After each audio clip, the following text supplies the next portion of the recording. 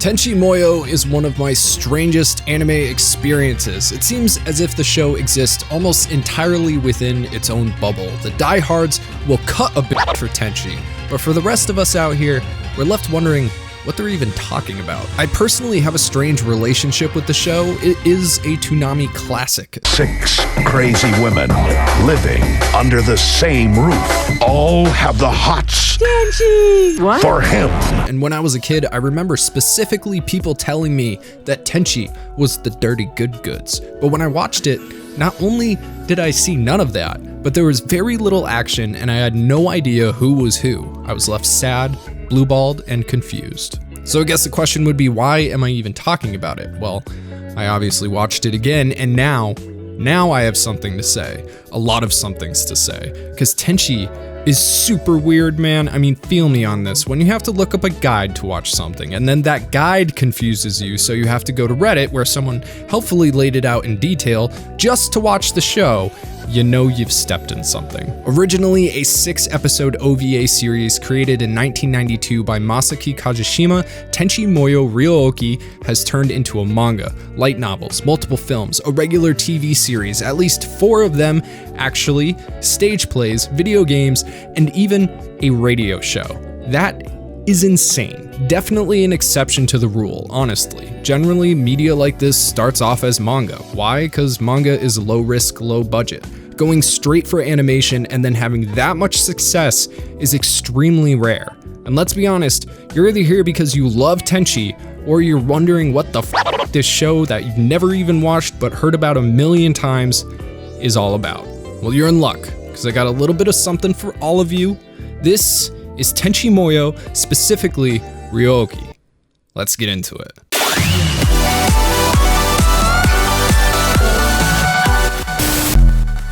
Hey, what's going on, everybody? Mike here. Did you know that Bonsai Pop is partnered with G Fuel? Yeah, that's right, G Fuel. It wasn't something that I ever saw happening, but we explained it all in our Konosuba video, so if you haven't seen that, definitely check it out. Some of the hydration formula is back in stock, specifically the Blue Rocket Pop, which is my personal favorite flavor. If you use code BPOP, that's BPOP, at G Fuel, follow our link in the description. The hydration formula seems to sell out pretty quickly, and you're definitely gonna wanna try this one out. There's no caffeine, there's no sugar, it's good for you, tastes great. Back to the show. All right, so there is a lot of media to dig through here. In fact, if you go on Funimation right now, you can have the pleasure of trying to figure out what's what when you search Tenchi Muyo. I mean, look at this. You got movies, GXP, which doesn't even work, Tenchi Muyo, Tenchi Universe, Tenchi Muyo, Tenchi in Tokyo, Tenchi Muyo OVA series, Tenchi Muyo Ryo-Ohki, and Tenchi Muyo War on Geminar. I mean, this shit is ridiculous. I don't even think this is all of it either. Anyway, thank goodness I definitely own all the mainline series and have backed them up. So by now you ought to know my love for the classics, so obviously I'm gonna start at the beginning with the mainline series, because most of these aren't Tenchi, you know what I'm saying? Probably not. Okay, so for instance, Tenchi and Tenchi in Tokyo are alternate universe stories, or I don't know, they're side stories or something. Tenchi is just a bunch of 4-minute episodes. It's super strange, but if you've watched Tenchi on Toonami as a kid, or an adult, let's be fair, you may not have even seen the same Tenchi as the dude you met at Barnes & Noble's looking for the light novels, which definitely aren't there. And if they are, it's only like novel 3. And they wonder why Amazon is killing them. So the main Tenchi series is Tenchi Muyo Ryo-Ohki. That's the one that we're talking about today. And okay, that is on Funimation, but wait. On Funimation, Ryo-Ohki doesn't include the first 6 episodes. Those are cached away in Tenchi Muyo OVA series. Why? I don't know, it's all Ryo-Ohki, and it turns out that now there's actually 5 seasons, which I say in quotations because they're all OVAs, and a season of OVAs is kind of a strange concept. Some are 28 minutes long, some are 44 minutes long. Kajishima literally just did whatever the fuck he wanted. I honestly don't know if something like this could even exist today. Oh wait, it does, because season 5 of Tenchi Muyo Ryo-Ohki just finished airing in May this year. Oh, and it's on Crunchyroll, so hopefully you have both services. Oh, and you actually have to watch Tenchi GXP, which doesn't even star Tenchi, to understand what happens between season 3 and 4 of Ryo-Ohki. And some people would say that you need to watch War on Geminar after that, so have fun. However, as a standalone series, Ryo-Ohki isn't that long. It's OVAs, so there's like 6 or 7 per season, but GXP and Gemini are full-blown shows with like 30 episodes apiece and take you so far out of Ryo-Ohki it can get ridiculous. To make all of that more confusing, not only did Toonami air the first 2 seasons of Ryo-Ohki, they later aired Tenchi Universe, which was made specifically for TV and is a retelling of most of the major events of Ryo-Ohki in a normal 25-minute format. However, it's different enough to not work as a replacement for the original, if you know what I mean. But that's what I'm talking about when I say you and another Toonami viewer could have been watching 2 totally different Tenchis. But anyway, let's just talk about Tenchi. But one last thing for context. I'm not looking for sympathy, I'm just setting the stage.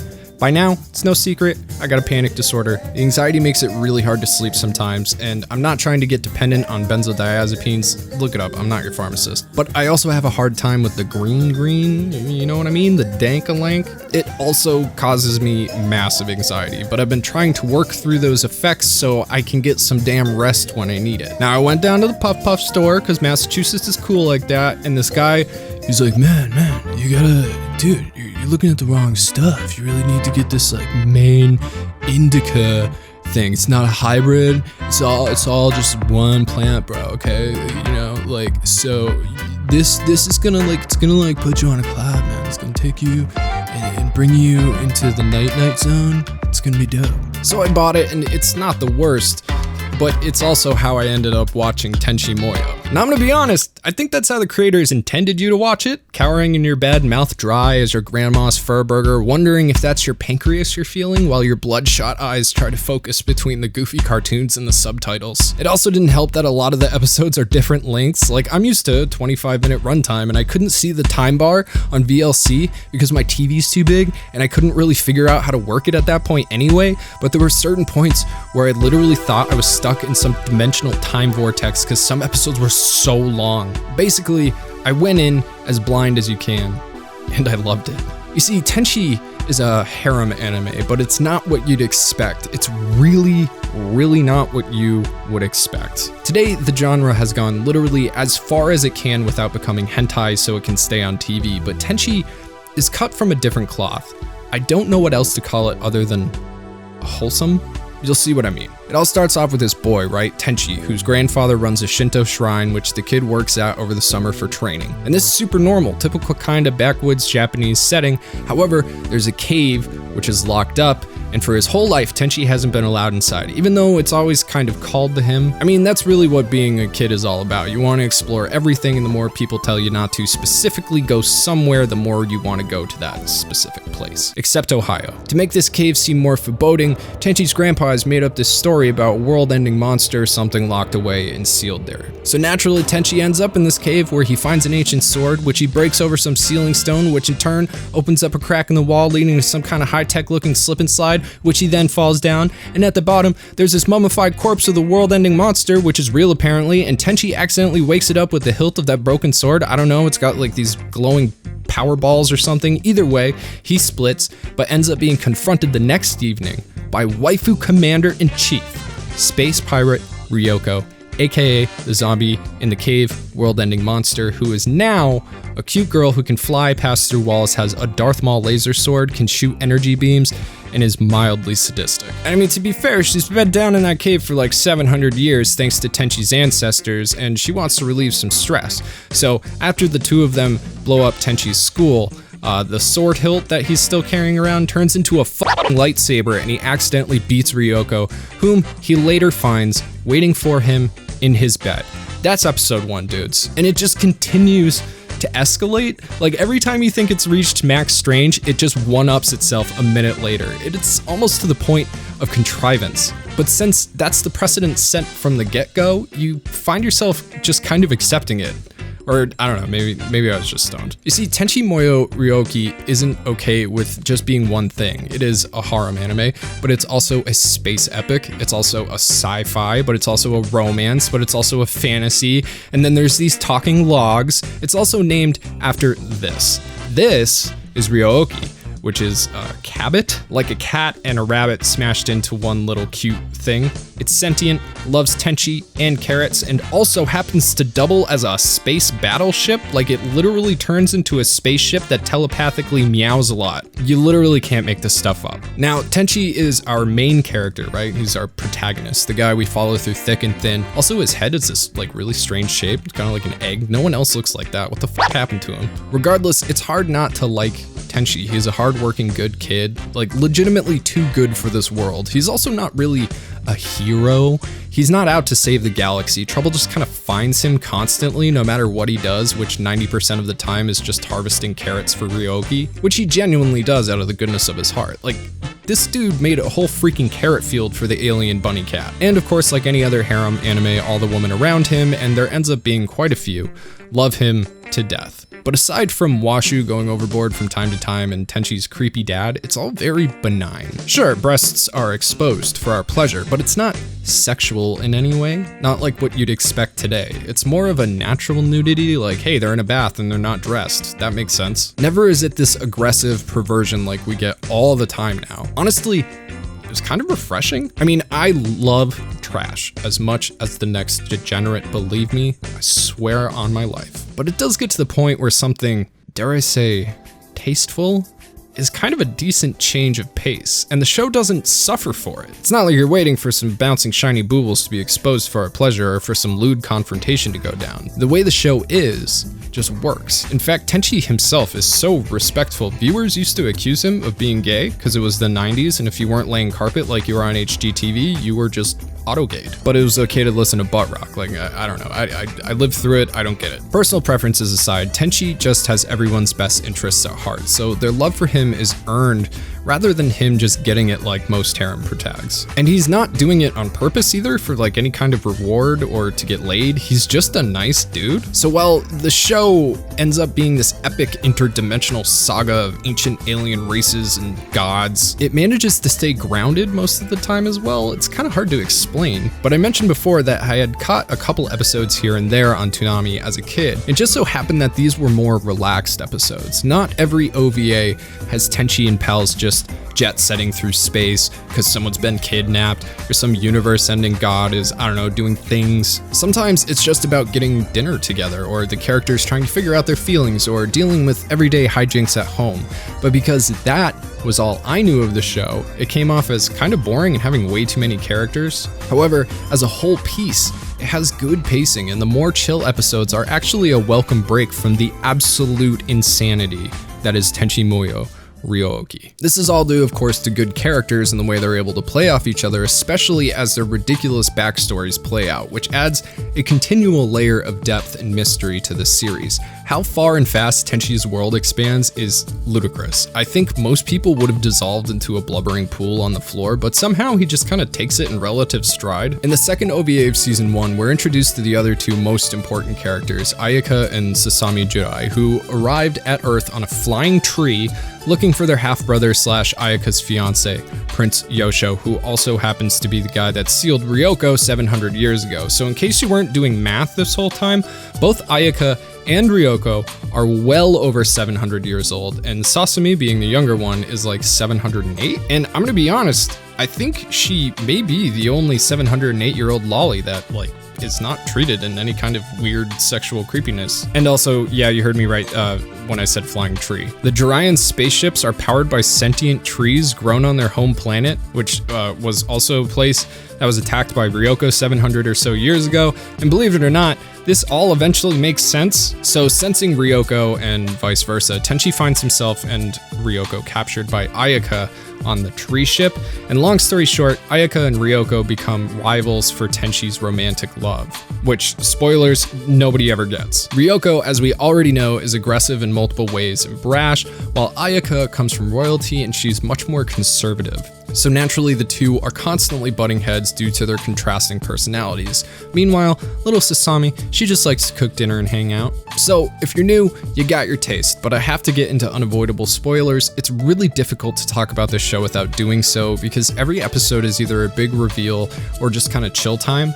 That being said, other than a few mentions here and there, I won't really be talking much about season 5, if at all. Either way, you've been warned. So while being completely absurd, I have to give it to Tenchi Muyo Ryo-Ohki for being one of the most inventive series I think I've ever witnessed. Now maybe my mind was a little bit more blown than it normally would have been given the, very specific circumstances, but I like to think that my analytical faculties still work under the influence. Perhaps it was performance enhancing devil lettuce. Either way, managing to dole out as much information as the series does and not only keep it relatively understandable but also interesting is really a feat. There's plenty of times where I rolled my eyes, like when more and more of Tenchi's family show up. I mean, just like person after person after person. But at the same time, I kind of feel bad for Tenchi. Like he was basically fed bullshit his entire life and now has to deal with the fact that not only was everything he knew a lie, but he's also an alien. His grandpa's like 1,000 years old, and all of his friends / now housemates are virtually the most powerful women in the galaxy. Ryoko is a test tube monster hybrid with some weird other sciencey stuff created by Washu, who is the greatest genius in the universe, but is also a super dimensional deity responsible in part for the creation of the multiverse and wants Tenchi's baby. And Ayaka is like his great half-aunt, and so is Sasami because she's Ayaka's sister, but Sasami also happens to be Washu's sister, and she's also the super goddess Toonami, who's a tree. It's a lot, man. It's a lot. And then, of course, there's Mihoshi, who may have been exposed to lead paint as a kid, not entirely sure. Regardless, Tenchi is caught in the middle of all of this, and to be honest, I can't blame him for running away to a carrot field most of the time. I'd be sticking my head in the dirt as well. He has inherited a lot and is now kind of the focal point for anyone trying to screw over the universe, or at least the guy who ends up being stuck in the position to guard it by some twist of fate. Though I have to say, one of the best villains by far was early in, this guy Kaguto. He used to be like Washu's assistant or something and helped create Ryoko, but went bad and then imprisoned Washu and his ship in like this like reverse under dimension thing. I don't fucking know. But his ship, I mean, just look at this thing. I was sitting in bed completely dumbfounded about the bridge here. It's literally the universe's biggest pipe organ. Nothing else. Like, how much money did it take to make that pipe organ? Why does he have a massive pipe organ on his ship and nothing else? Like, literally, it's just a pipe organ, dude. Is it just so he can menacingly play it when he's confronted? How has nobody documented this flex? It's amazing. Easily makes the top 5 most bananas contraption of all time in anime. Anyway, if we're being real, I am still exploring the Tenchi multiverse myself. The other series that I mentioned in the beginning of this are just some offshoots. And while doing research, I have found many more. Some of these are canon, some are not. Like I said, since 1992, Tenchi has spread out like crazy, but what we've been focusing on is Tenchi Muyo Ryo-Ohki. Again, it's the mainline series, so I wanted to start with it, my feelings and experiences with it, and hey, if this does well, and we have somehow a huge Tenchi squad on Team Bonsai Pop, we'll get into the other series as well. So if you like Tenchi, if you like this video, make sure to hit the thumbs up button on the video and it'll let us know. Getting back to it, I have to say, Kajishima's vision is one of the better ones I've had the pleasure of experiencing, and certainly one of the more absurd.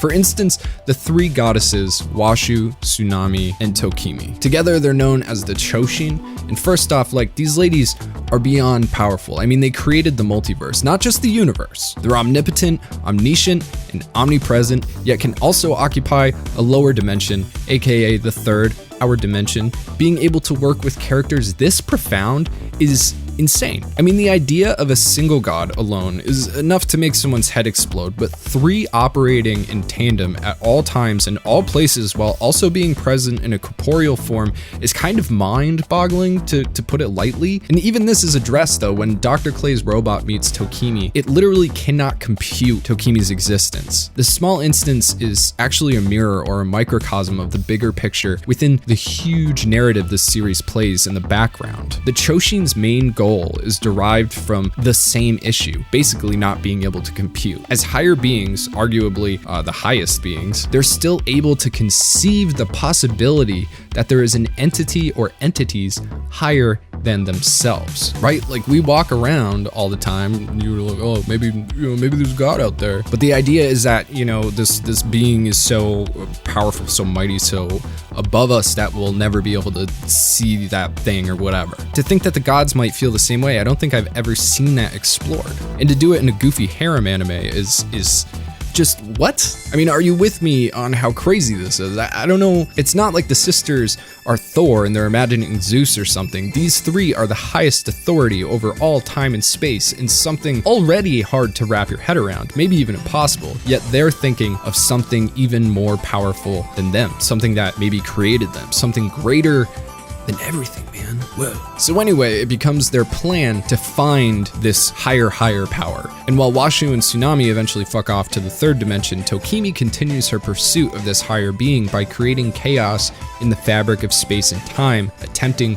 to draw out this anomaly. Yeah, and guess what? It turns out to be Tenchi. Like, remember those little power balls I casually mentioned earlier in the video? Tenchi's sword has 3, Ryoko also has 3. They seem to be physical manifestation of Washu and Tsunami's power respectively. Remember, Washu created Ryoko and Tenchi is a prince of Jurai, which was created by Toonami, the planet. And then there's this power in the series called Light Hawk Wings. It's usually used as a shield by the Juraian royal ships because the trees, which power them, were directly created by Toonami. And it's really poorly explained, but Light Hawk Wings are basically pure energy constructs of the gods, literally the gods' bioenergy. And for some reason, Tenchi can create them at will, I guess kind of, but he can also manipulate them into weapons as well as a defense system, giving him the potential, I guess, to destroy all of reality. But of course, Tenchi's a gentleman, so that would never happen. But remember how I was talking about Washu, Toonami, and Tokimi creating this chaos, messing with the fabric of reality to suss out the higher power that they've been imagining? Well, true to Japanese form, this created a pushback. Call it science, call it karma, call it the fundamentals of Eastern thought, but every action has an equal and opposite reaction. Hence, the aptly dubbed counteractor, who also happens to be Ayaka and Sasami's mother. She is the embodiment of all of the counterforce of the Shoshin's actions. Now, she isn't evil, she's more like a force of nature, and in the OVA series, she's an obnoxiously loving mother. We don't see her true colors until her future self is pulled into the present to fight the Choshin during a particularly dope part of the OVAs. At this time, Tenchi is cut literally in half by this dick named Z, and when that happens, Kami Tenchi erupts out of like the shell of his dead body, destroying half of existence, mostly due to the pain caused by this experience because Tenchi wasn't ready to ascend to a higher dimension yet. He then pacifies the counteractor and they both disappear and things kind of get reset. But I mean, for a doofy harem anime, this is so fucking ambitious, dude. But this is also offset by how down-to-earth Ryo-Ohki can be. Now, we all know, and it's inarguable, that Ryoko is best girl by far, objectively. I mean, there's no way around that. But even with all of her charms and the desires of the others, besides maybe Washu, who just wants Tenchi's wiener mayo for scientific purposes, Tenchi remains romantically neutral. He's said to be a gentleman, and to an extent, he definitely is, but I also think he's doing a little bit of damage to everybody as well. He never exactly tells any of the ladies no, at least not in a definitive final way. He's also not really leading them on, at least not on purpose, but when you love someone openly and they're always nice to you, but won't give you an answer and you have romantic rivals, well, I would imagine that could be kind of stressful for you. And when I say you, I mean the girls in this show. I think a lot of people write Tenchi off for being stupid or something like that, but I don't really see it that way. It's also hard for me to believe that would be the case when Kajishima obviously has some serious writing chops. And no, I also don't think that Tenchi is gay. Not that it wouldn't be fine if he was, it'd probably make it easier on the girls, really, but if you look at things within Ryo-Ohki, almost nothing stays consistent. There's constant plot twists and revelations, but one thing remains, always, and never changes. And that is that Tenchi's mother is dead. Most people probably wonder how Juraians live as long as they do, or just wrote it off as aliens. But it turns out that they use some kind of bioenhancements to prolong their lives, possibly indefinitely. I'm not exactly sure. But I guess Tenchi's mom just wasn't into that and she died naturally of old age. And this is something that clearly traumatized Tenchi. And he never really had much of a mother figure besides Rhea, who helped take care of things around the house when he was a kid, and Ryoko, who watched him as he grew up but was basically a space ghost and couldn't interact with him, so I guess it doesn't count. He lived with his dad, who was a creepy perv, and his grandpa in the summer. I just don't think he knows how to act around women. They say that a boy's relationship with their mother has a lot to do with how they interact with women in the future, and unfortunately, Tenchi didn't really get a chance to work that out. And thanks to the personalities of the main contenders, Ryoko and Ayaka, they don't really stand much of a chance. Ryoko is way too aggressive, and Ayaka is kind of the exact opposite. If you really think about it, the way that Tenchi lives his life with all of these women kind of makes perfect sense. I mean, his whole existence at this point is way out of whack. There's destiny crap going on, space evil. The guy just wants to pull up some carrots and be with his friends. But it's more than just friends for him, you know, it's a family, and I think everyone else feels that way too within the show. However, because of the way Tenchi was raised and due to a lack of a mother, I think this normal non-romantic set of relationships is not only what he wants, but it's also what he needs. Through each of the characters, he gets an aspect of feminine energy, you know what I mean? From Ryoko, he gets sternness and sexuality. From Ayaka, he gets shy and protective. Sasami is caring and helpful. Washu is wise, intelligent, but also kind of sneaky. And Mahoshi is fun and entertaining. And obviously women can be any kind of way, but I'm just saying, with all of them, he gets a big part of it. It's kind of the perfect setup for a guy with a lot of unwanted weight on his shoulders. And there's always a place and a family to come home to, and people to give him motivation to get through the bullshit. And I'd like to point out that Tenchi stands out amongst typical harem anime by not only everything I've already explained, which is quite a lot, but also because the girls are generally the ones taking center stage. While Tenchi is the gathering point, he's really only the main character when the narrative needs him to be. Otherwise, it takes its time to focus on the other characters, making them feel important rather than sexual props. Honestly, after so many years of not really giving Tenchi Muyo much thought other than I should probably watch that eventually, I gotta be real and say that it surprised the hell out of me. It's way deeper than it has any right to be, but it also takes the time to chill when it needs to. I'm usually the guy that's into crazy series that are like go, go, go, go, go, but somehow Tenchi managed to touch this weird chord I didn't even know I have. They really don't make stuff like this anymore. Anyway, like I said, I plan on checking out more. So far, I've watched all Ryo-Ohki and I'm getting into GXP to fill in some of the gaps, but I'd like to know what your favorite Tenchi is, or if there's something out there that I'm really missing out on. So, you gotta let me know in the comments, man. Thank you so much for watching to the end of the video. I know this one was a little bit different. It was kind of a personal experience type of deal, but that's fun, you know, it's a video that only I can make. Anyway, if you're looking for G Fuel, don't forget that our link is in the description, code BPOP. We are looking for Patreon support at the moment. Stability is really important and key, especially with us having to hire editors now. With that being said, I would like to thank our super lucky patron of the week, Pip, and our Super Saiyan God Plus of the week, Vas Krylov. Subscribe if you want. If you don't, I don't care. And I'll catch you next time. Bye.